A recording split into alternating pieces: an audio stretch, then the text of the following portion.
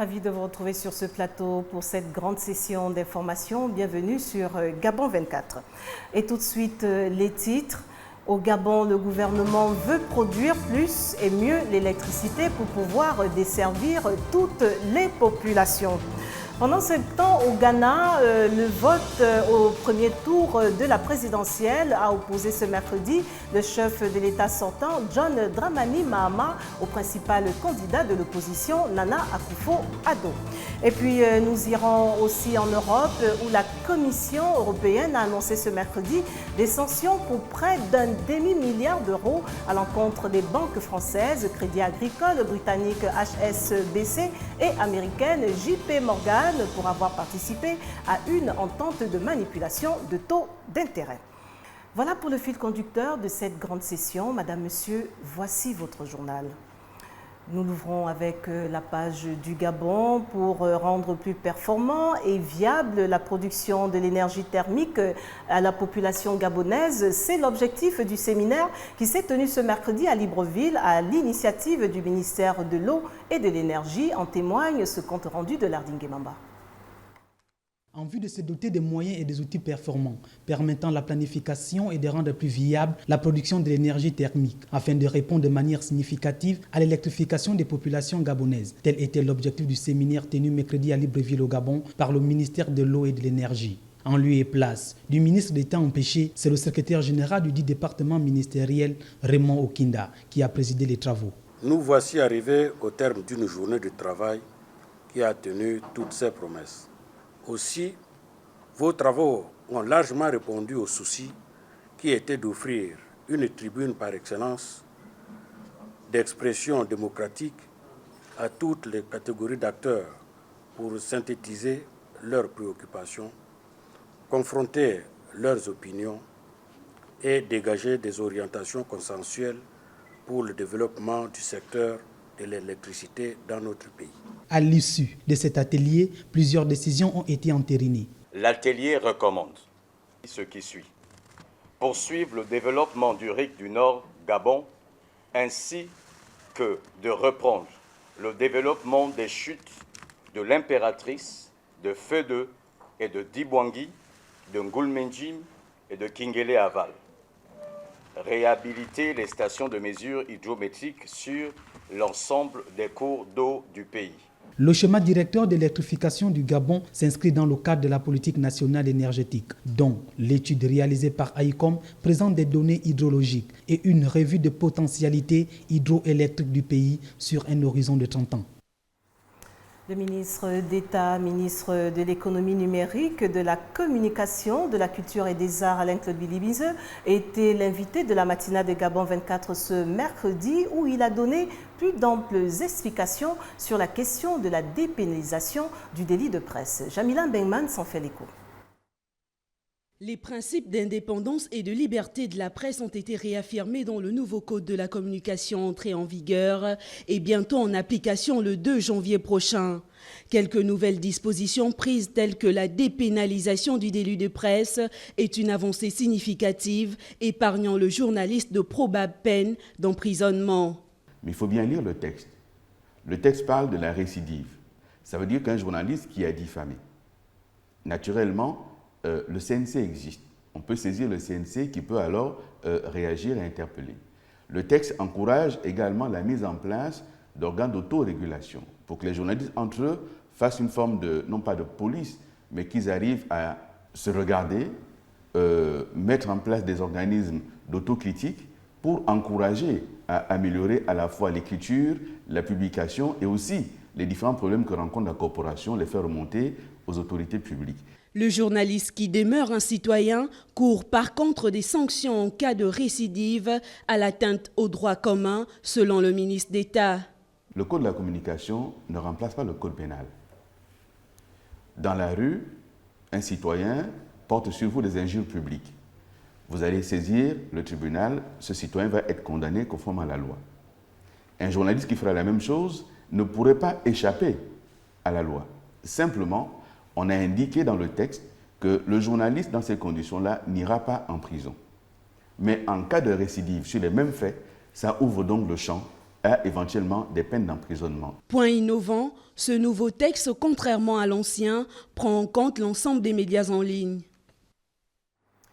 Cap sur la Chine où, au lendemain de son arrivée à Beijing, le président gabonais Ali Bongo Ondimba a rencontré la diaspora gabonaise de Chine afin de présenter les ambitions du Gabon et les enjeux de son développement, lequel ne se fera pas, selon Ali Bongo Ondimba, sans l'implication de tous les Gabonais. Ali Bongo Ondimba est en séjour d'État depuis mardi à l'initiative de son homologue de Chine. Nous y reviendrons au cours de nos prochaines sessions d'information. Retour au Gabon pour parler des fêtes de fin d'année de la CAN Total 2017 que le Gabon abritera dès janvier prochain.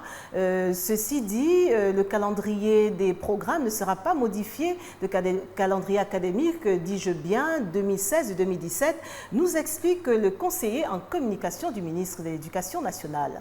Le point avec Andy Tungi et Jospin Bombadianga.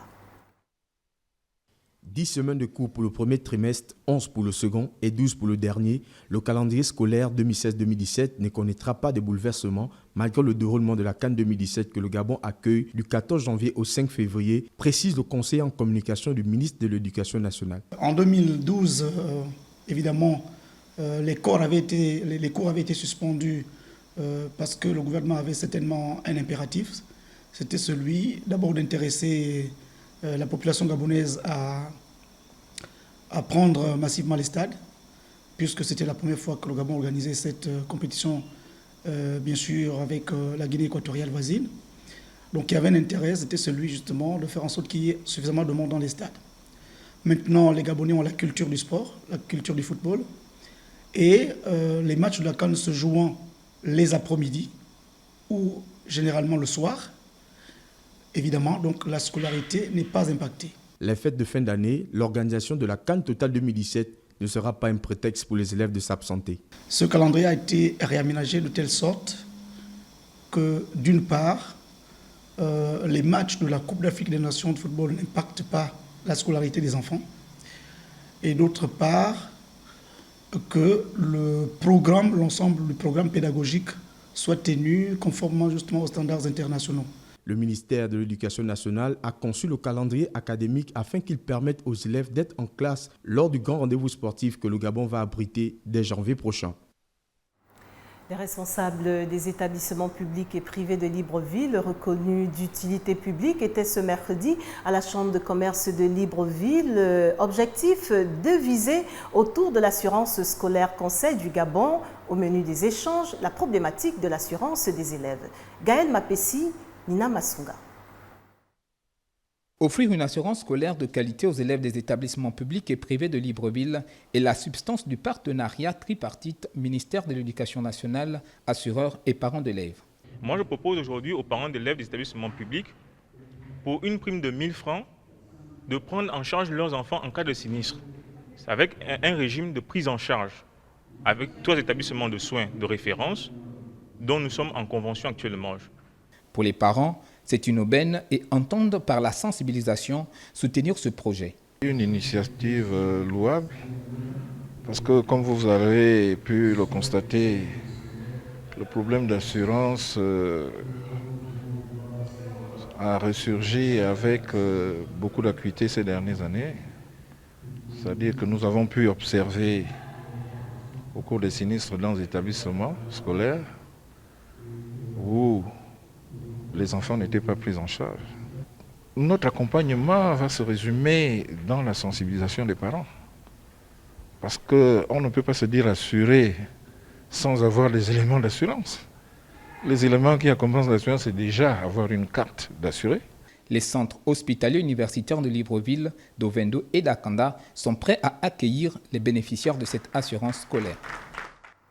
Et puis cette note d'éducation pour refermer cette page du Gabon. Reléguées au second plan, les œuvres gabonaises ont longtemps fait l'objet de marginalisation.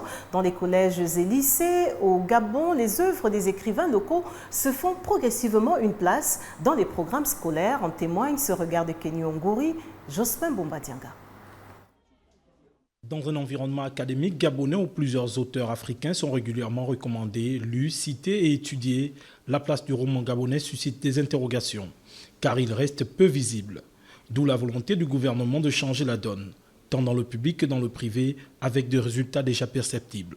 Évidemment, dans le circuit d'enseignement, nous avions donc pensé que nous devions être en phase avec les normes édictées par le ministère de tutelle, qui veut que dans les programmes d'enseignement, véritablement, on doit mettre un accent sur la valorisation des valeurs culturelles locales.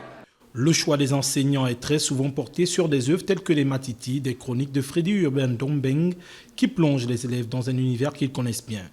La vie de ceux qui se débrouillent, ceux qui n'arrivent pas à se débrouiller, à trouver du travail, ceux qui vivent dans la pauvreté. Les femmes de Matiti, ce sont des femmes qui sont à la recherche d'un homme qui peuvent leur faire sortir de la misère. Selon les enseignants, les œuvres gabonaises gagnent du terrain. On constate un regain de l'intéressement des apprenants. Beaucoup d'élèves se reconnaissent puisque déjà ces œuvres parlent, n'est-ce pas, des réalités, n'est-ce pas, de notre environnement culturel, politique, économique. Même si elles n'occupent qu'une place encore marginale, les œuvres gabonaises gagnent peu à peu l'univers scolaire gabonais où les Matiti de Freddy Urbain Ndombeng, La Mouche et la Glu de Kumba Kogé sont devenus entre autres des grands classiques.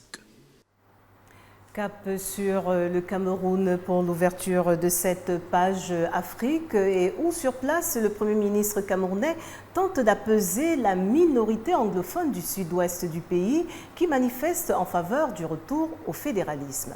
Le reportage. Le Premier ministre du Cameroun, Philemon Yang, demande aux citoyens anglophones de se calmer au nom de l'unité du pays.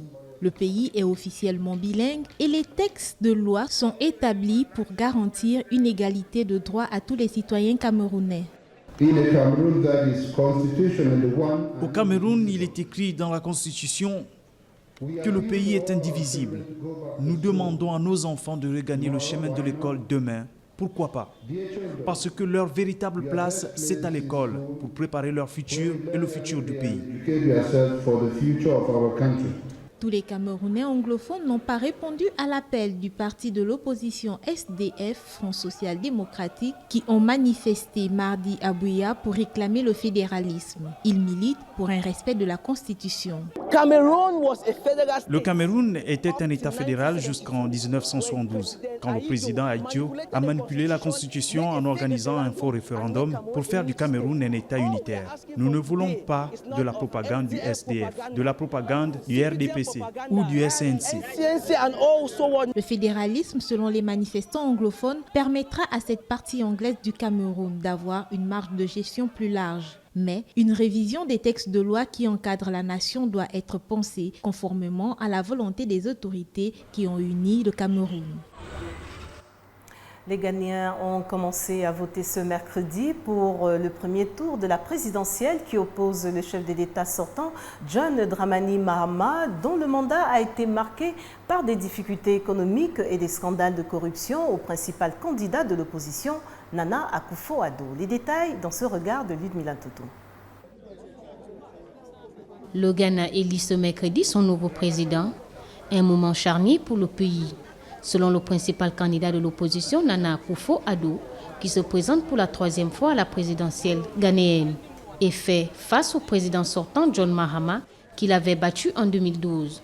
Quelques 15 millions d'électeurs de ce pays anglophone d'Afrique de l'Ouest sont attendus dans les bureaux de vote, qui ont ouvert depuis ce matin et doivent fermer à 17 h.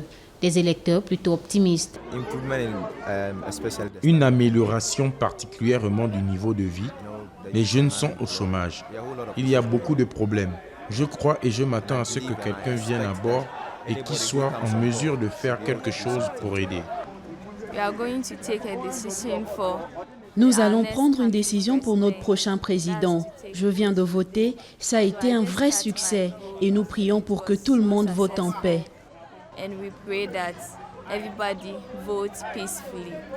Sept candidats sont en lice pour le premier tour, dont une ex-première dame, Nana Kanoudou. Mais la bataille annoncée comme serrée se jouera vraisemblablement entre les rivaux historiques, le président Mahama, le Congrès national démocratique et le leader du nouveau parti patriotique. Les résultats du scrutin sont attendus jeudi soir. Si aucun des deux principaux partis ne remporte plus de 50% des voix, un second tour aura lieu courant décembre. Direction l'Égypte, où le gouvernement est engagé dans un ambitieux programme de réforme économique pour relancer son économie en lambeaux. Le pays se donne 3 ans pour y parvenir avec l'aide étrangère, a assuré la ministre de la Coopération internationale, Sahar Nasser, dans un entretien accordé ce mercredi matin à nos confrères de l'AFP. Jamila Mbengman. L'objectif de l'État égyptien, selon la ministre égyptienne de la Coopération, est de mettre en place des dispositifs pour le retour de l'investissement, le redémarrage de la production industrielle et de l'emploi dans le cadre d'une stratégie de 3 ans pour relancer l'économie égyptienne. Le travail de fond que nous faisons, beaucoup avec nos donateurs libéraux, dont nos homologues français, aide l'Égypte à se tenir sur des bases solides, aide l'Égypte à ne pas dépendre d'aides étrangères, ni sur des emprunts à des institutions financières internationales. Les réformes économiques, dont la suppression des subventions et l'inflation à 14%, menacent de créer des troubles sociaux dans un pays où 2 présidents, Hosni Moubarak et son successeur islamiste, Mohamed Morsi, ont été renversés depuis 2011. Le 3e pilier est clairement des réformes monétaires qui ont été menées par la Banque centrale, la dévaluation dont nous avons tous été témoins. C'est une étape majeure en termes de stabilité et de croissance économique globale, car ça va promouvoir les exportations. Ça va placer l'Égypte dans une position plus compétitive. Le pays doit aussi bénéficier d'une première tranche d'un prêt de la Banque mondiale d'1 milliard de dollars. Auprès de la Banque africaine de développement, l'Égypte doit disposer d'un prêt d'un total de 1,5 milliard de dollars. Et avec l'Union européenne, un prêt de 800 millions de dollars est en cours de finalisation. La page Afrique se referme au Malawi. Sur place, des milliers de personnes, pour la plupart des membres des communautés chrétiennes, ont défilé ce mardi dans plusieurs villes du pays contre le projet de loi autorisant les victimes de viol à avorter et le mariage homosexuel. Les manifestations menées par l'Église catholique ont eu lieu dans 28 régions de la capitale, telles que nous le rapporte Alexandre Nkongé. Des milliers de personnes, pour la plupart membres des communautés chrétiennes, ont défilé mardi au Malawi contre un projet de loi facilitant l'avortement et contre les consultations ouvertes par le gouvernement sur les droits des homosexuels. La marche a réuni quelques 2000 personnes à Blantyre, la capitale économique du Malawi, et environ 1 millier dans la capitale politique, Lilongwe. Nous ne sommes pas autorisés avant tout, par la Bible, à prendre la vie. Et aussi, la Bible dit que nous ne sommes pas supposés faire partie des mariages entre 2 hommes ou entre 2 femmes.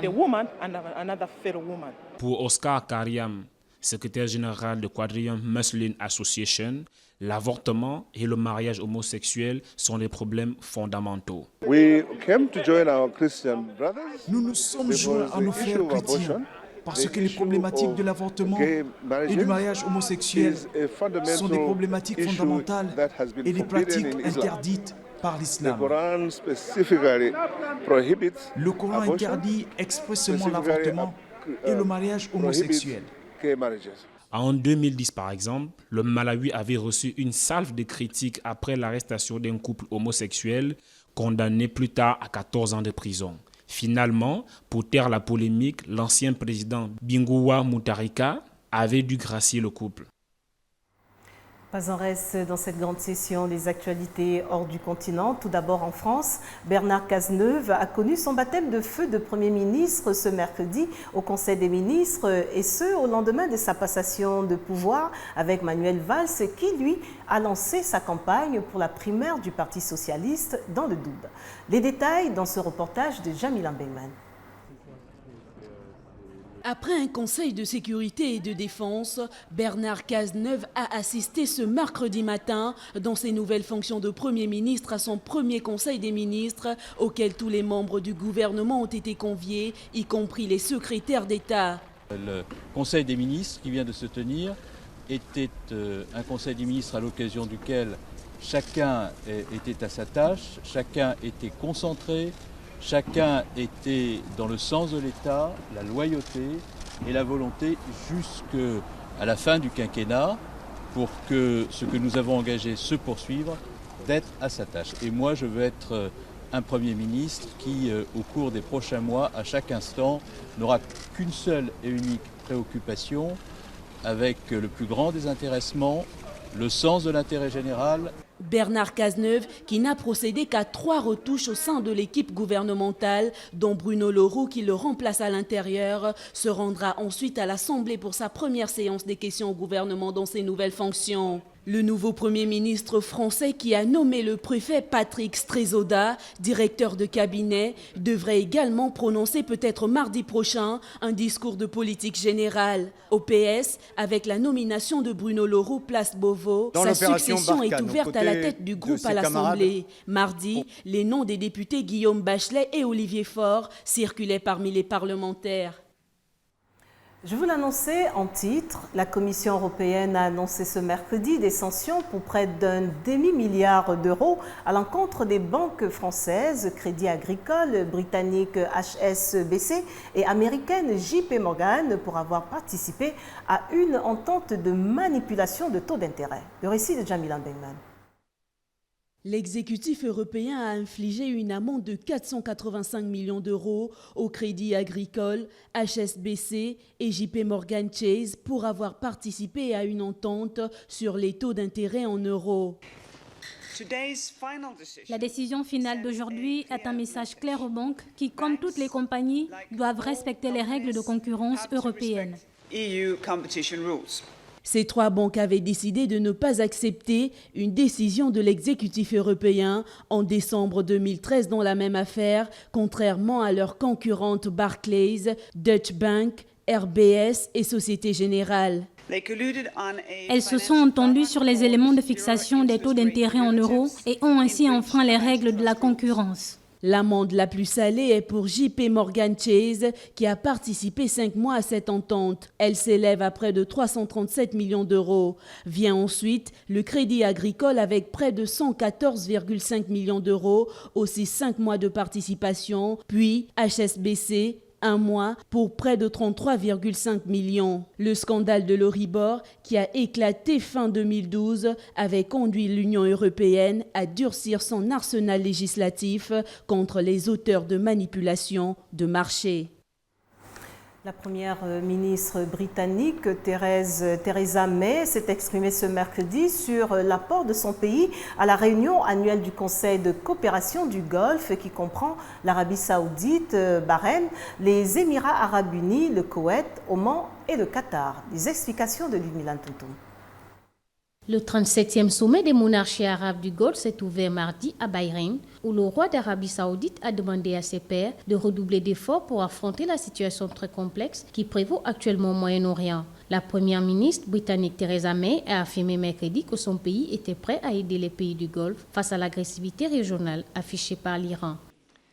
Je veux vous assurer que j'ai conscience de la menace posée par l'Iran pour le Golfe et plus largement pour le Moyen-Orient. Le Royaume-Uni est pleinement engagé dans son partenariat stratégique avec le Golfe et travaille avec nous pour contrer cette menace. Mais nous devons également travailler ensemble pour faire face à la politique régionale agressive de l'Iran, que ce soit au Liban, en Irak, au Yémen, en Syrie ou même dans le Golfe. Le roi Salman d'Arabie Saoudite a déploré la situation en Syrie et appelé la communauté internationale à trouver une solution politique dans ce pays secoué par une guerre qui a fait plus de 300 000 morts selon une ONG.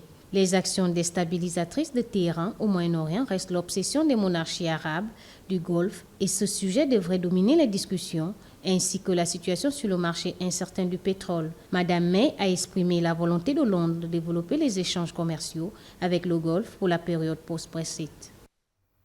L'armée syrienne et ses alliés progressent rapidement dans la partie orientale d'Alep, dont ils contrôlent désormais plus des 3/4, poussant des rebelles dépassés dans leur dernier retranchement. Le regard de Renandem.